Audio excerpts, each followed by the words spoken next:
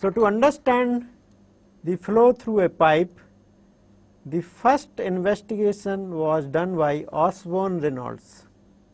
This is the name of scientist, Osborne Reynolds, who conducted the experiment to understand the flow through a pipe. For that, what he did, he made a simple experiment in which fluid is flowing through a pipe. A dye is injected at the center line of the pipe with the help of some suitable arrangement, and then flow rate is controlled. Flow rate in this pipe is controlled with the help of some valve, and at different velocity he observed that what is happening to dye at different velocity. This fluid velocity is controlled with the help of flow rate, and flow rate can be controlled with the help of some suitable valve, and then he observed. So, what are the observation? We can conduct this experiment in our lab also. When the velocity is less, and what is the meaning of less or more, that we will quantify later on. If velocity is less, in that case the dye which is emerging at the center line, it follow a straight line, because fluid is flowing only in x direction. So, this dye is moving in x direction and without any deviation. If velocity is increased further by increasing the flow rate, velocity is increased, right. Then what happens? This dye which was emerging at the center line, it starts fluctuating, but its shape remains more or less same, right. If velocity is further increased by more opening of the valve and by increasing the flow rate, then what we see, that this dye which is emerging at the center line of the pipe, and just here itself only, this whole fluid takes the color of the dye, and it means that these molecules of the dye get dispersed in transverse direction, right. And in these three photos, we have a dye which is having a straight line, and here we have a dye which is fluctuating, and here in third case this dye gets mixed with whole fluid, and this fluid takes the color of the dye. So, with the help of these three type of phenomena, we can divide these flow into three categories. Let us divide these flow into three categories. When the dye remains horizontal and it does not fluctuate, this flow is termed as laminar flow.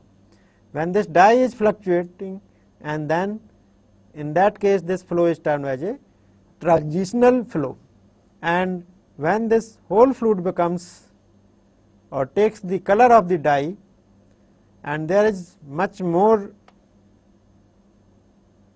transverse movement of the molecules of the dye, then that flow may be termed as, or is termed as, turbulent flow. So, the flow for different velocity can be divided into three regions. One is laminar, transitional, and turbulent, right. So, if we want to know that what could be the regions of transition from laminar to transition and transition to turbulent, means why do we have these three type of flow under different velocity? Let us take only one variable here, under different velocity. Though when we define with the help of Reynolds number, then other variables are also involved, but let us focus on velocity itself, very crude observation. When we have low velocity, in that case this fluid is moving in x direction, and the molecules which are emerging from the dye, they also moves in x direction without any disturbance.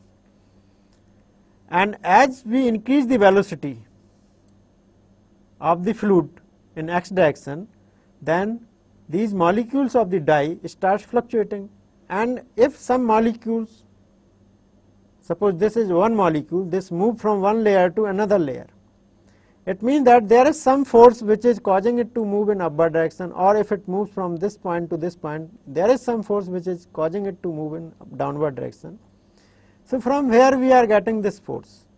Because all fluids particles are supposed to move only in x direction, but from which point or from which logic these molecules are getting force, because of which these molecules are moving upward and downward? If we observe this phenomena which is flow through a pipe very closely, then we will observe that at the surface we have roughness.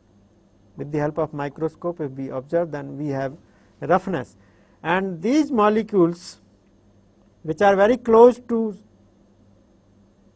pipe surface, when they strike here at roughness, these molecules develop velocity component in transverse direction. This is transverse direction, this is longitudinal direction, this is transverse direction. Now if velocity is very less here, then these molecules which are being developed at the periphery, they get die out because of viscous damping. But if velocity is more, then these fluctuation components are also more, their magnitude is more, and they start getting energy from the main fluid. Because of that, there is a transverse momentum exchange. Because of this transverse momentum exchange, there is a force, and that force is responsible to move the fluid particle from this location to this location, from this location to this location. Because of that, these molecules which are emerging at the center line starts fluctuating.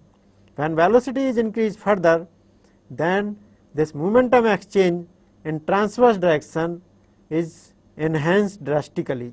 Because of that, large number of force is developed in the transverse direction, and because of that these molecules move from this point to this point, from this point to this point, from this point to this point, right. So though we have a fluid motion only in x direction, but because of the fluctuating component being developed at the periphery due to roughness or due to vibration, because if this is a pipe, it is not very rigidly fixed. Even if it is rigidly fixed, then at microscopic level there is a vibration. Because of the vibration you have the radially component, and because of the radial component there is a momentum exchange only in radial direction. Because of the momentum exchange in radial direction, this is a pipe and this is the radial direction everywhere. Because of the radial direction, these molecules move from one location to another location, from this location to this location, from this location to this location, though fluid is moving only in x direction. So macroscopically fluid is moving in x direction, but microscopically, in a microscopic way, if we observe, then fluid is also moving from this location to this location, from this location to this location, due to velocity component in radial direction being developed due to the roughness or due to the vibration, right. So because of these reasons, we may have these three type of flow.